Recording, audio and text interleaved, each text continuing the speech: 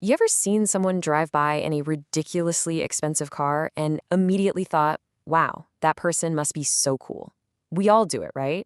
We kind of assume that wealth and all the shiny things it buys automatically translates into respect and admiration. But what if that entire assumption is just plain wrong? This is the man in the car paradox. And honestly, understanding it might just change the way you think about money and success forever. Just think about it for a second. When a Ferrari or a Rolls Royce pulls up to the curb, what is it really trying to communicate? We're sort of conditioned to believe it sends a very specific and very powerful set of signals. So, this brings me to a great story from the writer Morgan Housel. When he was younger, he worked as a valet at this super high-end hotel in Los Angeles, and he was surrounded by this incredible fleet of cars. The best of the best. And, like most of us would, he dreamed of owning one.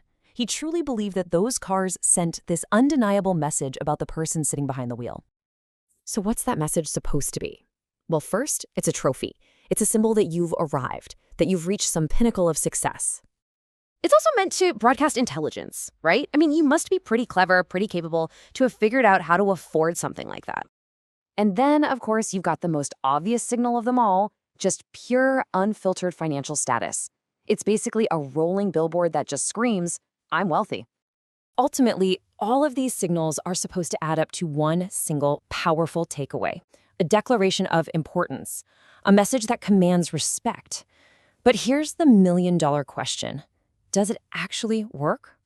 This is where Housel's experience as a valet led him to this fascinating and kinda ironic realization.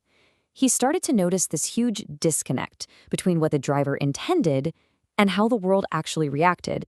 When people would stare at these incredible machines, Housel noticed a crucial detail. He, and pretty much everyone else, rarely, if ever, even glanced at the driver. They were just looking at the car. And they weren't thinking, wow, that guy's so cool. They were daydreaming about what it would feel like if they were the ones driving it. And that right there, that perfectly illustrates the core of the problem.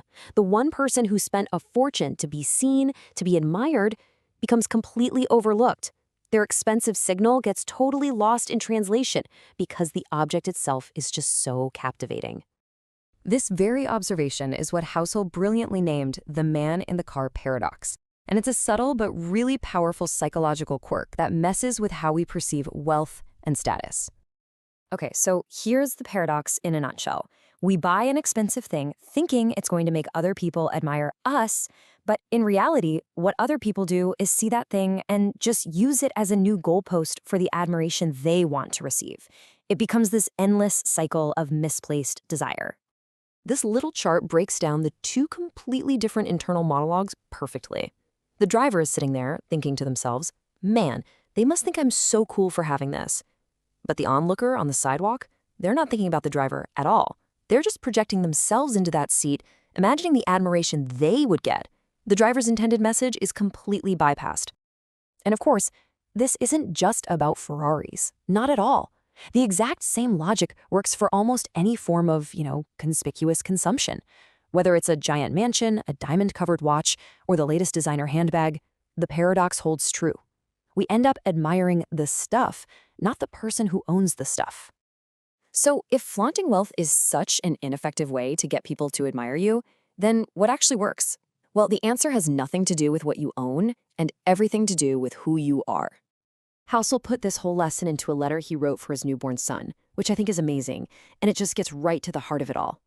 The desire for the fancy car isn't about the car itself. It's a stand-in for much deeper, more fundamental human need, the desire to be respected by our peers. And here's the hard truth. Expensive possessions are simply the wrong tool for the job. Yeah, they might get you some fleeting attention, maybe even a little envy, but they almost never earn you genuine respect, especially from the people whose opinions you actually care about. Instead, what truly builds that lasting admiration is character. Qualities like humility, real, genuine kindness, and empathy. Those are the things that make people respect you, not just what you own. At the end of the day, it's a pretty simple but profound trade-off. You can chase that fleeting attention that comes with horsepower and luxury brands, or you can cultivate the kind of character traits that build deep and enduring respect. And all this brings us to a final, really crucial question. If we accept that money can't buy the admiration we're all craving, it forces us to rethink its role in our lives entirely. What should we be aiming for instead? Now that is a thought worth pondering.